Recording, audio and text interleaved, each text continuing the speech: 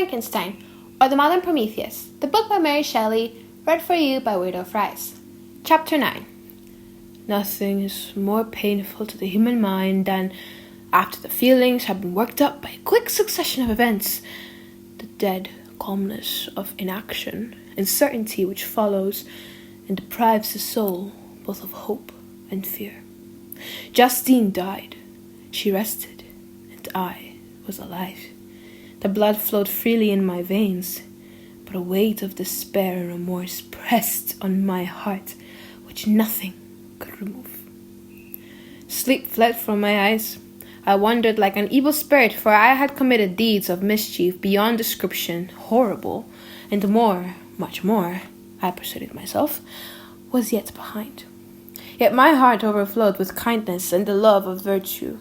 I had begun life with benevolent intentions and thirsted for the moment when I should put them in practice and make myself useful to my fellow beings. Now all was blasted.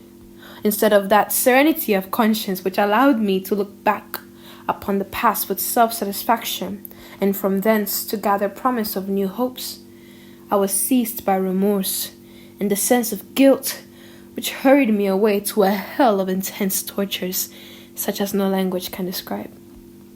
This state of mind preyed upon my health, which had perhaps never entirely recovered from the first shock it had sustained. I shunned the face of man. All sound of joy or complacency was torture to me. Solitude was my only consolation. Deep, dark, death-like solitude. My father observed with pain the alteration perceptible in my disposition, and habits, and endeavored, by arguments deduced from the feelings of his serene conscience and guiltless life, to inspire me with fortitude, and awaken in me the courage to dispel the dark cloud which brooded over me. "Do you think, Victor," said he, "that I do not suffer also? No one could love a child more than I loved your brother." Tears came into his eyes as he spoke. "But it is not a duty to the survivors that we should refrain from augmenting their unhappiness by an appearance of immoderate grief. It is also a duty to yourself, for excessive sorrow prevents improvement or enjoyment, or even the discharge of daily usefulness, without which no man is fit for society." This advice, although good, was totally inapplicable to my case. I should have been the first to hide my grief and console my friends if remorse had not mingled its bitterness and terror, its alarm, with my other sensations. Now I could only answer my father with a look of despair and endeavor to hide myself from his view. About this time we retired to our house at Bellerive. This change was particularly agreeable to me. This shutting of the gates regularly at 10 o'clock and the impossibility of remaining on the lake after that hour had rendered our residence within the walls of Geneva very irksome to me. I was now free. Often, after the rest of the family had retired for the night, I took the boat and passed many hours upon the water. Sometimes, with my sails set, I was carried by the wind, and sometimes, after rowing into the middle of the lake, I left the boat to pursue its own course and give way to my own miserable reflections. I was often tempted, when all was at peace around me, and I the only unquiet thing that wandered restless in a scene so beautiful and heavenly, if I except some bats or the frogs whose harsh and interrupted croaking was heard only when I approached the shore. Often, I say, I was tempted to plunge into the silent lake, that the waters might close over me and my calamities forever. But I was restrained when I thought of the heroic and suffering Elizabeth, whom I tenderly loved, and whose existence was bound up in mine. I thought also of my father and surviving brother.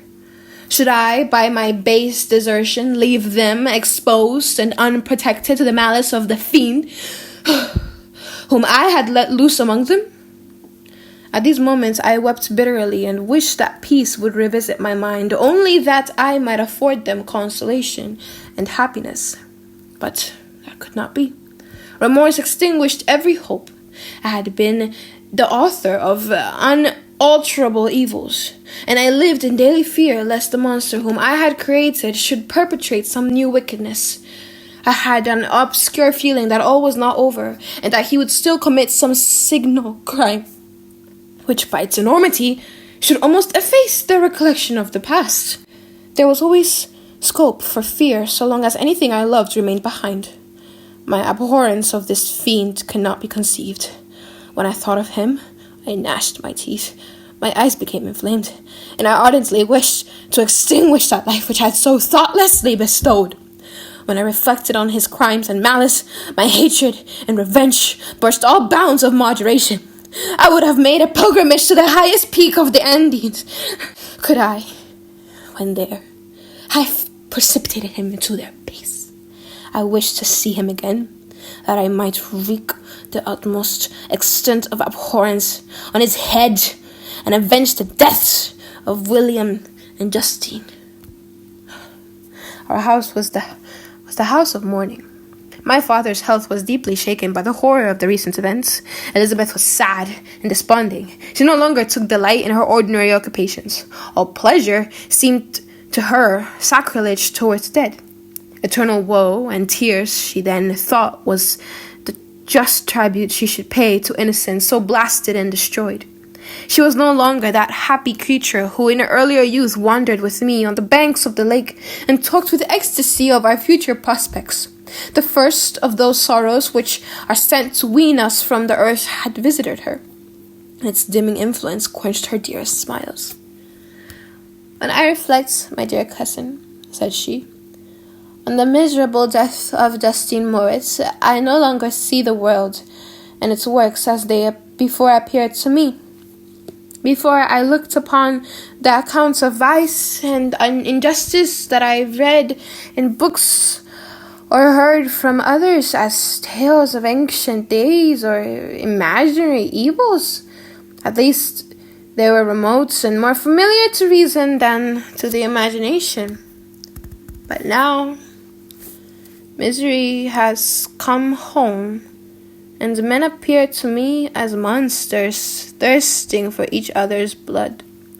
Yet I am certainly unjust. Everybody believed that poor girl to be guilty, and if she could have committed the crime for which she suffered, assuredly she would have been the most depraved of human creatures. For the sake of a few jewels, to have murdered the son of her benefactor and friend, a child whom she had nursed from its birth, and appeared to love as if it had been her own. I could not consent to the death of any human being, but certainly I should have thought such a creature unfit to remain in the society of men. But she was innocent. I know, I feel she was innocent. You are of the same opinion, and that confirms me. Alas, Victor, when falsehood can look so like the truth, who can assure themselves of certain happiness? I feel as if I were walking on the edge of a precipice towards which thousands are crowding and endeavoring to plunge me into the abyss. William and Justine were assassinated, and the murderer escapes. He walks about the world free, and perhaps respected. But even if I were condemned to suffer on the scaffold for the same crimes, I would not change places with such a wretch. I listened to this discourse with the extremest agony. I, not indeed, but in effect, was the true murderer. Elizabeth read my anguish in my countenance, and kindly taking my hand, said, "My dearest friend, you must calm yourself. These events have affected me, God knows how deeply, but I am not so wretched as you are. There is an expression of despair and sometimes of revenge in your countenance that makes me tremble. Dear Victor, banish these dark passions. Remember the friends around you, who center all their hopes in you.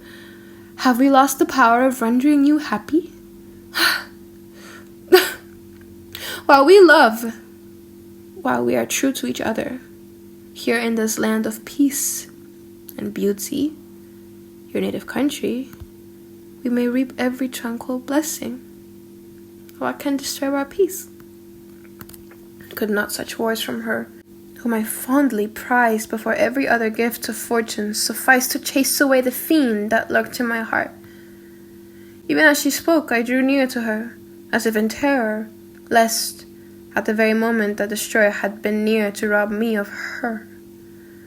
Thus not the tenderness of friendship, nor the beauty of earth nor of heaven, could redeem my soul from woe. The very accents of love were ineffectual.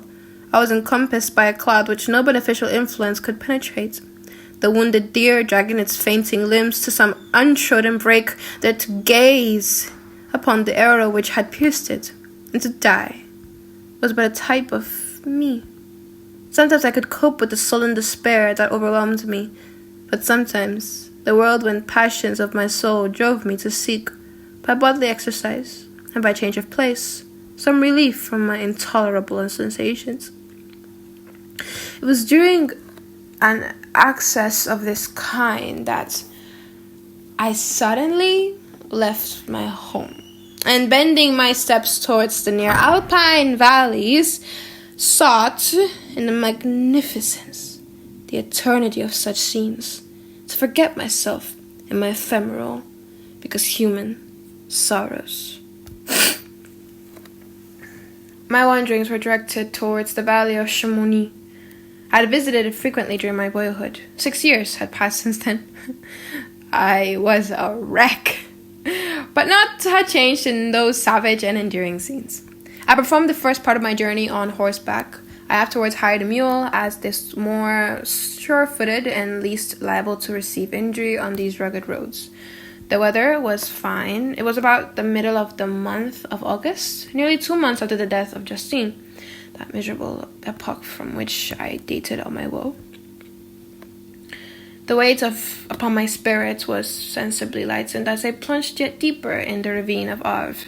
The immense mountains and precipices that overhung me on every side, the sound of the river raging from among the rocks, and the dashing of the waterfalls around spoke of a power mighty as omnipotence. And I ceased to fear, or to bend before any being less almighty than that which had created and ruled the elements, here displayed in their most terrific guise. Still, as I ascended higher, the valley assumed a more magnificent and astonishing character. Ruined castles hanging on the precipices of piny mountains, the impetuous Arve, and cottages every here and there peeping forth from among the trees, formed a scene of singular beauty. But it was augmented and rendered sublime by the mighty Alps, whose white and shining pyramids and domes towered above all, as belonging to another earth, the habitations of another race of beings. I passed the bridge of Pélissier, where the ravine, which the river forms, opened before me, and I began to ascend the mountain that overhangs it. Soon after, I entered the valley of Chamonix. This valley is more wonderful and sublime, but not so beautiful and picturesque as that of Servox, through which I had just passed. The high and snowy mountains were its immediate boundaries, but I saw no more ruined castles and fertile fields. Immense glaciers approached the road. I heard the rumbling thunder of the falling avalanche and marked the smoke of its passage. Mont Blanc, the supreme and magnificent Mont Blanc, raised itself from the surrounding aiguille, and its tremendous dome overlooked the valley. A tingling, long-lost sense of pleasure often came across me during this journey. Some turn in the road, some new object suddenly perceived and recognized, reminded me of the days gone by, and were associated with the light-hearted gaiety of boyhood. The very winds whispered in soothing accents, and maternal nature bade me weep no more. And again the kindly influence ceased to act. I found myself fettered again to grief, and indulging in all the misery of reflection. Then I spurred on my animal, striving so to forget the world, my fears, and more than all, myself. Or, in a more desperate fashion, I alighted and threw myself on the grass, weighed down by horror and despair. At length I arrived at the village of Chamonix, Exhaustion succeeded to the extreme fatigue both of body and of mind which I had endured. For a short space of time, I remained at the window, watching the pallid lightnings that played above Mont Blanc, and listening to the rushing of the Ave, which pursued its noisy way beneath. The same lulling sounds acted as a lullaby to my too keen sensations. When I placed my head upon my pillow, slept crept over me. I felt it as it came, and blessed the giver of oblivion. This is the end of chapter 9 of Frankenstein or the Modern Prometheus, book by Mary Shelley, read for you by Weirdo. Thank you.